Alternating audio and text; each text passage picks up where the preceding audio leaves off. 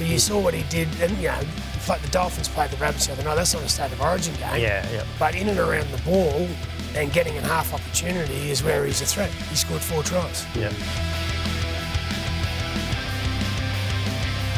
Well, hello and thanks for joining us again on Queenslander with thanks to Tab, this special Origin preview broadcast as we count down to State of Origin number 3. The teams are in for both the Maroons and New South Wales. Quite a few bold selection calls from Lockyer and Billy Slater and that ahead of Game 3. This new look Queensland side, Wal, what are your thoughts on it? Yeah, I think there's a couple in there that are going to raise the eyebrows of a couple of footy fans and been forced to do so in some areas. But the new faces I've always found over the years always shine for Queensland. There's that thrill of them being involved in the game. They display the youth in most of the occasions and the experience that's got them there in the first place.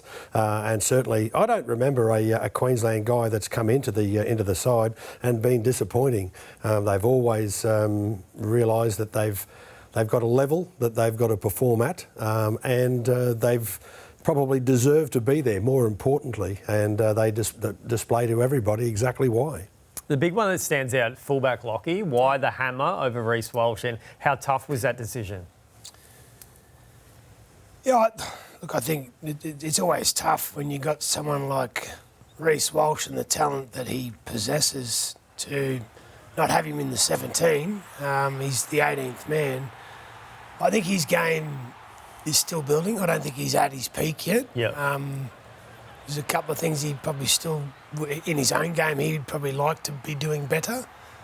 And I think the other side to that is with Hammer, is trying to get him involved in the game. And fullback is, it allows him just to be wherever he wants to be and get involved. If the conditions are dry, which I think that's prediction, and those players like Harry Grant, Tom Dearden, Cameron Munster can get a bit of momentum, then Hammers, you don't need to leave him much space to get him into the game. Yeah, and Reece Walsh doesn't look like he's still 100% fit. Does that factor into it? Well, Billy had a PCL injury, so he knows what they're like. And I think when you watch Reece playing, you can tell he's still a little bit restricted by it. And maybe that's just the strapping. But, I don't think... it's no coincidence, and we'll get into that later, but it's no coincidence that the Broncos have gone better since Reece come back, right? But if you watch Reece, he's still not in peak condition. Not yet, but he's building towards that. Yeah, so it's more the body of work that Hammer put together. I think 3 of the last 4 Dolphins games they've scored 50 points. Almost got to the point where you couldn't ignore him. Well, he's just, again, you got to get him involved. Obviously game 1 was, he didn't see a lot of ball because of the way the game went. Game 2 on the wing, conditions weren't great, so he didn't see a lot of ball then. But you saw what he did, and, like the Dolphins played the Rabbits the other night. That's not a State of Origin game. Yeah. But in and around the ball and getting a half opportunity is where he's a threat. He scored 4 tries. Yeah, it was so fun to watch. What do you think about the fullback decision? Well, did they get it right? Hammer over Walsh? I guess, as Locky said, I don't think Walsh is 100% fit. I think he's still carrying something, but he's not far off it. Hammer, he's one of those guys that I've got to say that I watch him with excitement. You can sort of pick out that he's always searching for open spaces at inopportune times for the opposition, and he makes life very difficult for them, and I love watching him play. Yep. And with that extended squad, as you mentioned, Locky, Reece Walsh is 18th man, Josh Kerr's also in the 22. So you've got 2 good hype men, like Reece Walsh and Josh Kerr, just guys that'll hype up the team. How important is that, I guess? Oh, look, it is. I guess those guys that aren't in the 17, and remember, with the 18th man pretty much does exactly the same thing the other 17 do. They get dressed, they sit on the sideline, they can be activated, and it has been done before. So... So he's got to really focus on his preparation. Well, they all do, but Reece has got to prepare like he's going to be playing. Yeah. But then when you bring in someone like Josh Kerr, the microwave man, he brings. I guess every team needs a character. Every team needs to have a laugh. That's why Alf's on the staff. You know, he brings that environment. But having someone like Josh Kerr, you talk to the guys at the Dolphins, whether it's Trav McLean, who's the media manager, or it's Christian Wolf, just having that personality in the playing group just puts a bit of a smile on everyone's face, you know, when you're going through that week in camp. But then when it's game time, they're on. Yeah. He actually won the Peter Jackson medal the last time he was in Origin camp in 2020. He didn't play, so that's... The Peter Jackson medal is for the guy who contributes the most, or like, I don't know exactly what it's for. So it would be for, it's like the club man or the best team player of the team. Yeah. Brings... Team performance. Might not have been... On-field performance. Performance, but brings something to the group that makes them a lot better. Yeah, he did that in that COVID series. Wayne loved having it in that. When Josh Kerr actually came into Maroons camp, we interviewed him for the news, and he was telling us the Dolphins had a team function, so it was the day after their game because they've got a bye. They went to the pub, Leagues Club, wherever they were. So Hammer gets a text message from Billy Slater saying, "Have you got Josh Kerr's number?" So Hammer walks up to Josh Kerr and says, "Have a look at this text message that I just got." And he goes, "How many beers you had, Kerr?" And he goes, "Oh, not too many." And Kerr had quite a few. He admitted at that stage. And he's like, "Hammer, are you geeing me up? Is this a joke?" And then he said, 5 minutes later, Billy Slater called him and he still thought it was a practical joke for the Dolphins. But he's in camp now, Josh Kerr, so you're definitely close to making your Origin debut. And speaking of the forwards too, Josh Papali'i back for a bit of a comeback mission. What do you think of him coming into the team? Yeah, that'll be a surprise to several people, I guess. But having watched his performances this year, I've been delighted that he's there. He brings experience to the team, understanding of Origin, and he has the ability to be able to cart the ball forward extremely well. His performances this year are as good as I've ever seen from him. He's been absolutely fantastic, and I think when we get the opportunity to watch him, it certainly will be something that excites the players around him. Yeah. Is it a case of the forward stocks being so low we have to go back to the past, Lockyer, or is this strategic in the fact that he's just played so well at the moment? Yeah, well, I think Billy's... he mentioned that it's been on his mind for a while. Yeah. I think since Paps retired from representative footy, I think that's just freshened him up mentally, physically, and Canberra going so well. Yeah. And sometimes this is, when club teams are winning, they're all got good habits. When your club team's losing individually, players, fall into bad habits. And so I think it's just a combination of those factors. It's got, Paps back into the team to do a job. I mean, since he's been named, I haven't heard any negativity towards it. So I think a lot of people, while somewhat surprised, at the same time, can understand why he's there and what job he has to do. And I'm pretty sure everyone's pretty confident he'll get the job done. Yeah, his performances have been so good for Canberra. I think he's convinced himself too. He's been very happy with his own performances and really is quite excited by it. And it'll be a real thrill to see how he goes. It's been a wonderful year for him. How much of an inspirational effect will it have on forwards like Tino looking next to him now, going, "Oh, geez, I've got Josh Papali'i here"?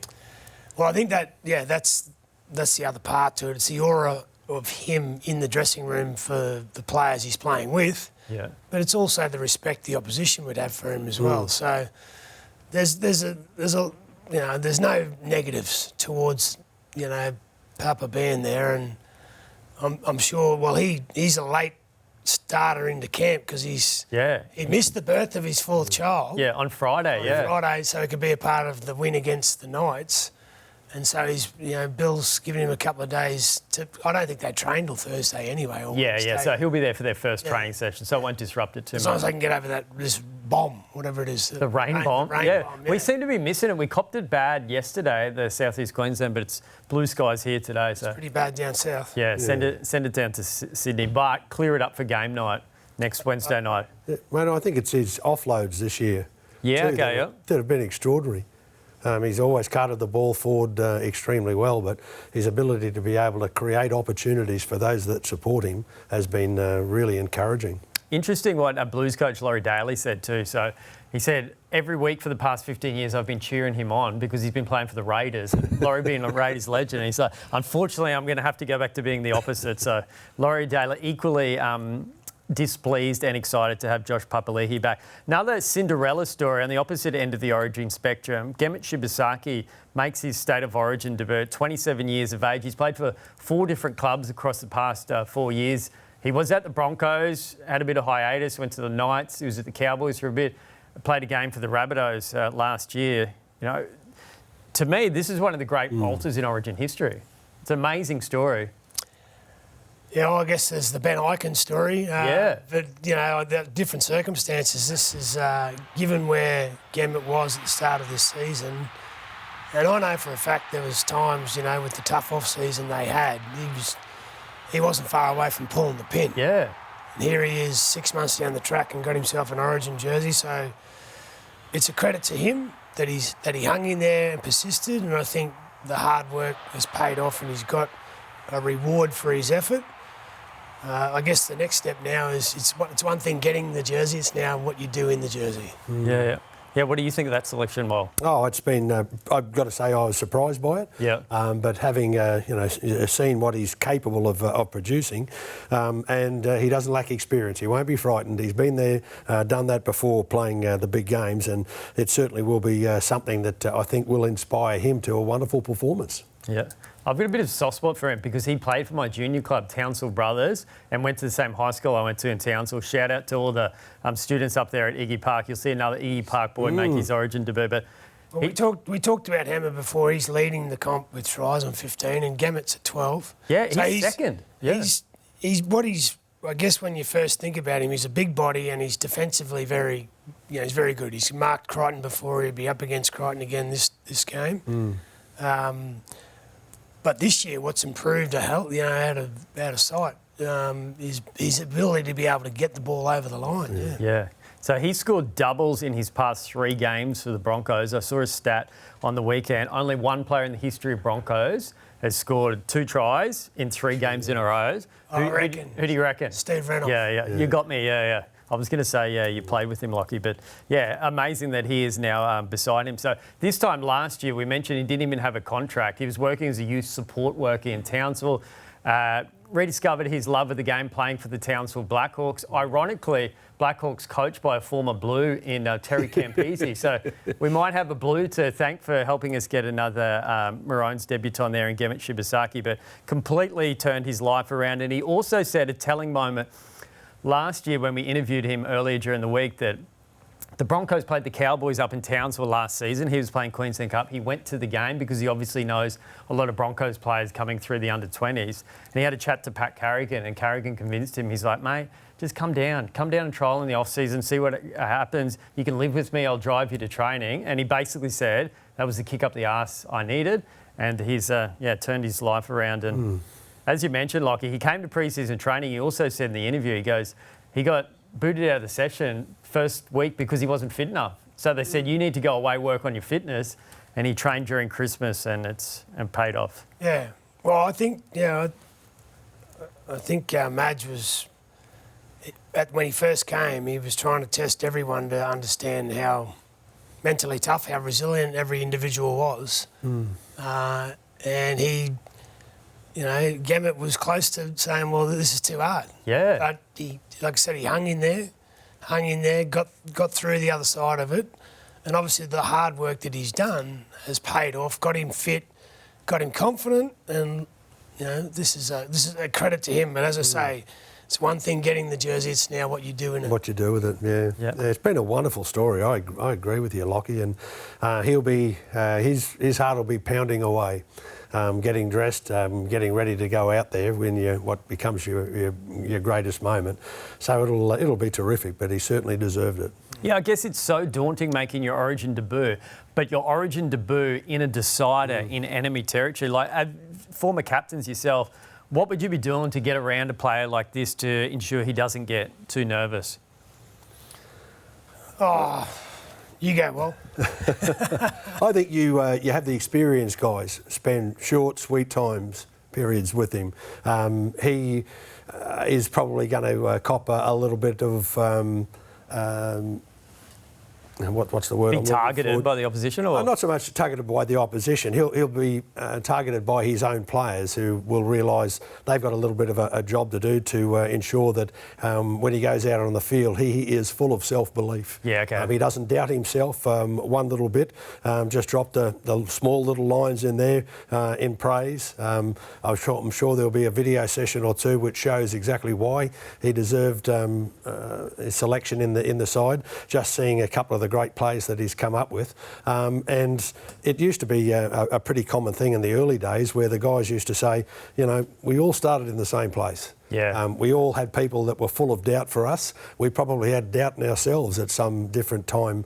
But when we had the opportunity, it was what I did with that chance that dictated my future in the game. Yep. And I think that most of the guys, 99% of the players, realise that that's full of nerves, but it's how he will react when he gets onto the field. And certainly there'll be plenty of players ensuring that he is full of self-belief. Yeah.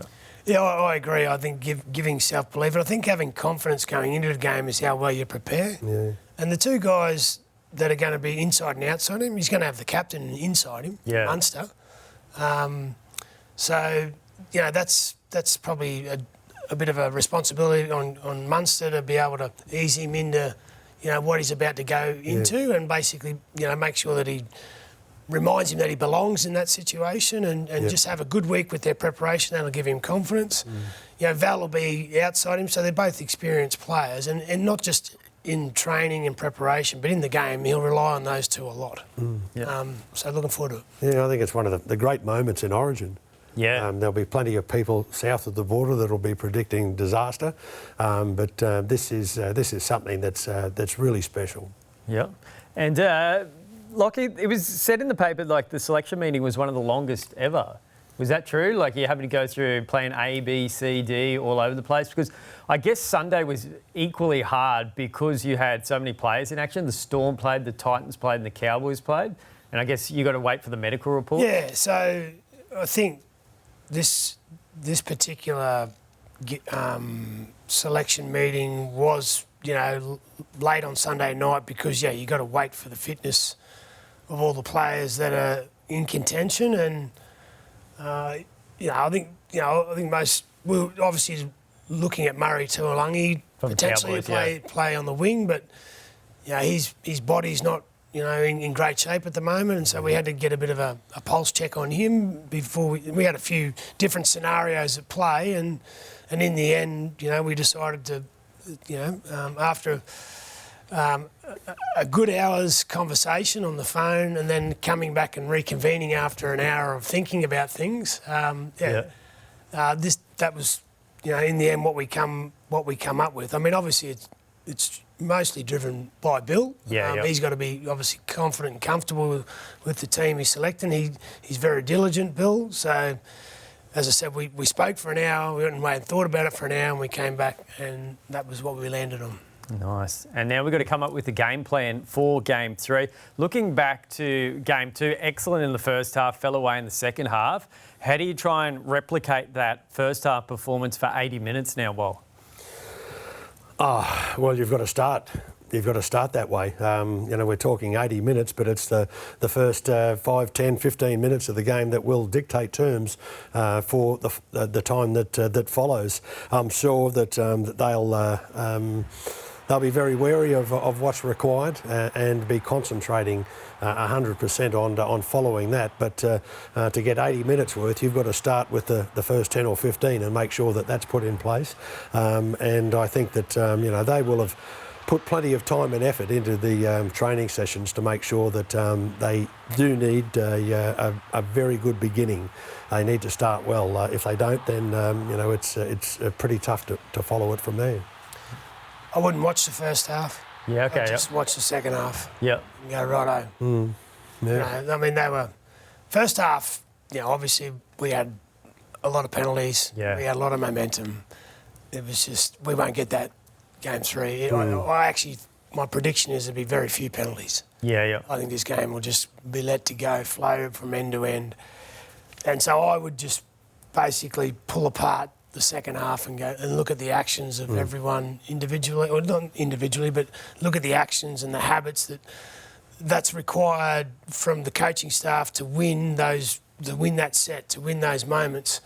Yeah, we were way off the pace. So that's probably, the reality is out of 160 minutes of footy, we've only really won 40 minutes of it. Yeah. And we're in a decider. Yeah. Yeah. So the challenge is, how do you put two lots of 40 together? 10 minutes at a time. Yeah, Billy made an interesting comment in his media conference yesterday saying, even though we won game 2, we lost out in possession and field position. So, there's still a great deal to work on overall from that. And in a way, would that second half slide be in the back of their minds, as a bit of a wake-up call? Well, I actually think that was the silver lining out of game 2. Yeah. Because I think if we had a cruise to a 26 point fit, whereas we go in, we know, Switched on a bit more. Switched on, and I mean, a decider's a decider, but at the same time, that second 40, credit to New South Wales, but we were like deers in the headlights. We were just standing there watching it all go by, which was disappointing. But the silver lining is, how do we turn that around? Yeah. I used to try and, in matches of this importance, play it in blocks, Adam, 10 minutes at a time, not try and achieve too much too soon, and try and make sure that it was in different areas of the control that we had, the position of the field that we were playing, how we were handling any of the attacking raids that came from New South Wales, just different ways throughout the course of it. But it's absolutely imperative that they get a great start. Yeah, and Tom Dearden will be only his second game starting at halfback in an Origin decider. What do you think he would have taken away from Origin 2 in Perth? Oh, look, I think when you're in front by 20, I always bang on about it, but they should, in those conditions, they should have been kicking early. You get out to a lead, you got to try and apply pressure with the scoreboard. So you hold the ball for 3 and get it down the other end. And just little things like that. But, I think for Tom, he'll obviously be better for the run. Yeah. He was still very good, but he'll be better for the run. And I think his confidence and his experience now will I think will be an advantage for the way he performs on Wednesday. Yeah, I agree with you, Locky. That's the perfect plan. Kick the ball early, turn the opposition around. They've got a plan in mind, and that's to get up and place as much pressure as possible on Queensland. We used to try and kick the ball as deep into New South Wales territory as possible, and every time that they carted the ball, their plan, you could question whether it was going to be, okay, we're trying to get down there, or we're trying to just safely get away from our own line. If they're carting it away from their own territory and they're under a little bit of pressure in turning the ball over, I think you've got half the plan put into execution immediately. Being able to affect that throughout the course of the game, though, can be tougher. I think the other thing to take out of it, if they're not going to watch the first half, but short passes. Yeah, okay. Tom Dearden was involved, Harry was involved, just going at the line, trying to go through them rather than trying to go around them is something they need to keep in front of their mind. Yeah, Kurt Capewell had a good little short offloads as well. It was funny, speaking of halfbacks, reading through the comments the other week when I was critical of the decision to drop DCE, even though I'm a big supporter of Tom Dearden, I thought it was the wrong call. When I didn't do the subsequent 2 shows, when Salty hosted it, someone commented it in the section saying because Jacko was critical of DCE being dropped, he got dropped. So even the pick and stick policy's been busted on Queensland show, but no, I didn't get dropped. I'm back for the Origin decider. Maybe we'll have Salty back next week when I might be in Sydney. But now might be a good time to move on to our Tab Big Call. Thanks again for our great sponsors for this season, Tab. What are we thinking with a big call? Are we talking in Origin or NRL related? Friday night, big game for the Broncos against the Bulldogs. What do we got? All right, you go first, Wal. I've sort of... Need some thinking music, like... All right, Cobbo to get a double. Oh, in his comeback game, filling in for Reece Walsh at fullback, we think. Yep, against the Bulldogs. Yeah, that's actually that's an outstanding point, Locky. Yeah, he'll be very determined, have a plan in mind, and I think that he's one of those guys that I've always seen as he never seems to have too many burdens throughout the course of a game, but this one he's probably going to feel a little bit on his shoulders, a little bit of extra pressure on his shoulders. But he's also one of those guys that just seems to handle that so easily, so simply. I notice him. He's got a smile on his face for probably 3/4 of the game. Coaches don't always like that. I'm not sure how Madge is with it, but he's had a bit of experience, this bloke. He's played some football at some fairly high levels and managed to succeed. And I think that in a match where there's a little bit of pressure on him this time around, we'll see his ability to stand out. So you think the Broncos will win against Bulldogs? It'll be tough? I've actually tipped the Bulldogs. Yeah, okay. I probably realise that's... it's hard during Origin with the players out too. I said to Gus last night on 100% footy, Broncos can't win. Yeah. Can't win. Too many players out. Yeah, I feel a lot more comfortable now, but probably feel that they're under pressure in areas where they're without some players. But the Dogs, I used to love watching them when I was 17, 18, 19 years of age. I used to love the way that they played. They had plenty of mongrel in them. They were tough, resilient. They refused to give yardage away to the opposition. And the blokes that they had in their team were quite... played quite a style of game that insisted that if you were going to beat them, you had to take extreme challenge throughout the course of the game. Yeah. I think the biggest challenge for the Bronx is we talk about Origin players out. Both teams have Origin players out, but Paddy and Payne. It's just how do we get go forward? Yeah. And that's the challenge for the young guys. Yeah, a chance to prove that they're not a two-man band and at forward pack. So a big opportunity for them to step up in Friday night footy, Broncos versus Bulldogs. Just finally on that, do you think Cobbo making his announcement on his future will clear his mind a bit more? And what do you think about Dog and the boys at the Broncos to go the crosstown rivals at the Dolphins? Yeah, look, I think it's a weight off his shoulders that he's made his decision. He comes back into the team this week and he's got a point to prove. Yeah. So I know Madge has challenged him. He's left him out of the team, but he's been working hard. So I just hope for he gets a reward for that effort. And then he's going to the Dolphins for a year. Yeah. And the talk is, that leaves him available for Perth or PNG or whatever. PNG. Yeah.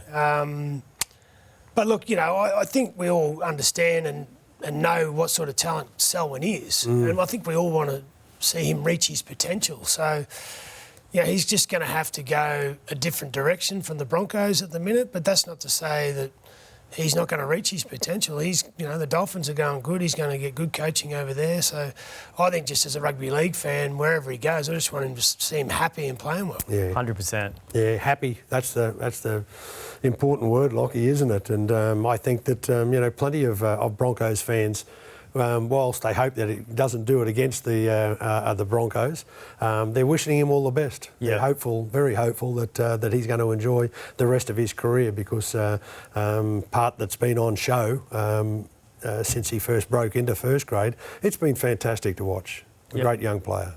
Could you imagine that backline next year if it all clicks? So you got Katoa in the halves, feeding it off to the Hammer, Herbie and Cobbo? Yeah, you don't want to hear that? Yeah. They're already probably the most exciting team to watch when they're on at the moment, the Dolphins. I think they're the best attacking team. Yeah, I think they just overtook the Storm, yeah. Well, talk about something you actually want to listen about, Lockyer, and that's the Broncos resurgence. I think 3 wins in a row now, Titans, Sharks and Warriors. Very gritty performance against the Warriors. And with the Warriors actually suffering a couple of season-ending injuries in that game, do you think top 4 is now a reality for the Broncos, who are now up to 5th? Well, it's up to the Bronx. I guess they're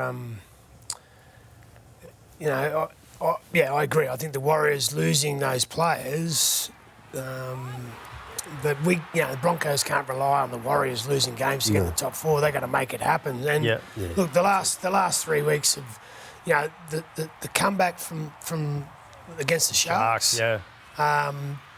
that was impressive. I thought the defensive effort against the Warriors was impressive, and then you put the first 40 minutes against the Titans in as, a bit like, again, the Titans aren't going as good as the Dogs, but the first 40 minutes against the Dogs. So there's snippets of what they're capable of doing. If they can put that together consistently over 80 minutes, week after week, then top four is definitely, achievable. Yeah, but you've got to gain it, and as Locky said, you can't rely on the Broncos, losing three of their last four, or continue to lose it. It's got to be up.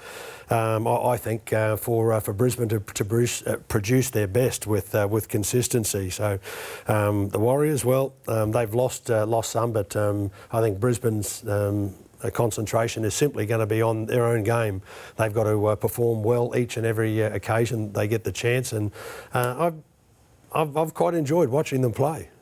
Yep. Do you still think you've got to finish top four to win the premiership? If the teams in the top four are they're in there for a reason, right? Yeah. I mean, I don't know how many times history's shown you out of the top four that come in and win it.